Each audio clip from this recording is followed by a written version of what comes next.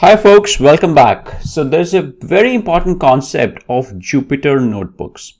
Now, I just wanted to give you a good understanding of what is a Jupyter notebook, because when you are actually working in the field of machine learning, data science, or artificial intelligence per se, you should have a good understanding of a Jupyter notebook. So a Jupyter notebook provides an interactive environment for writing and running code in a variety of programming languages, most notably Python, right?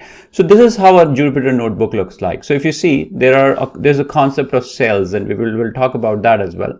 But what it is that you can actually write your code. If you see here, we are writing the Python code, right? And you can run the code as well within the same interface, right? That is the beauty of a Jupyter notebook. So you're writing here and you are seeing the output there itself, right?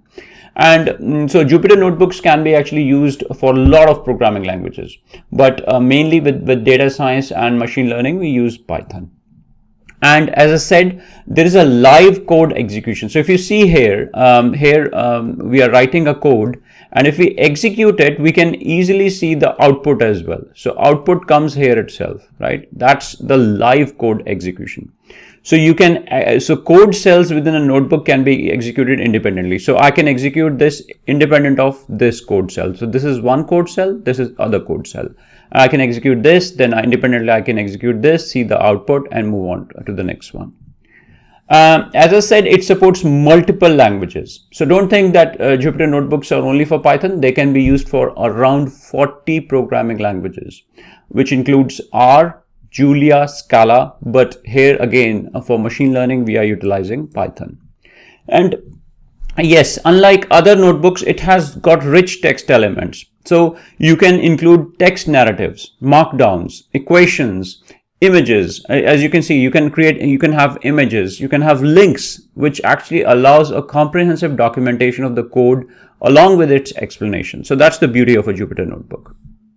And yes, data visualization as well. So there is a clear integration with data visualization libraries like Matplotlib. So you might learn about Matplotlib. Matplotlib is nothing but a library in Python, which is used for creating static, animated, interactive visualizations in Python, right? And there are other libraries like Plotly, Bokeh, which helps you to create interactive graphs. So if you actually see again this example code here, as soon as I execute this within the code cell or just underneath the code cell, you'll see the output, and that is more of like an interactive graph that actually comes up based on the code that you have written, which is the good thing about Jupyter notebooks. And yes, you can share with others. So you can easily convert a Jupyter notebook into different formats, like you can have it in HTML, you can create in PDF, and even you could create in slides for presenting and sharing. That's why Jupyter notebooks are so popular. And it is widely used in the field of education and research. So it is widely used in academia, like academics, universities, and also for research projects, for teaching, programming, computational thinking, and data analysis, right? And yes, there is a clear integration with several data science tools. So any data science tool that comes up, you will see that you will have integration with Jupyter notebook. So we'll talk about data science tools like Anaconda, and in our next video, we will actually take a look how you can utilize Anaconda to run Jupyter notebooks. And even when we talk about Oracle machine learning or Oracle machine learning tools, there also you'll see that you will have the capability to use Jupyter notebooks.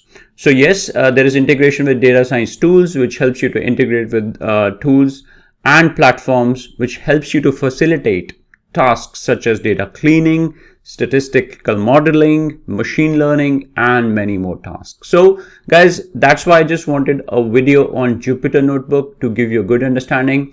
In the next video, we will actually take a look at a demo, how you can use Anaconda, how you can use say Jupyter notebooks, and then from there onwards, we'll see another demo on machine learning. Thanks for watching.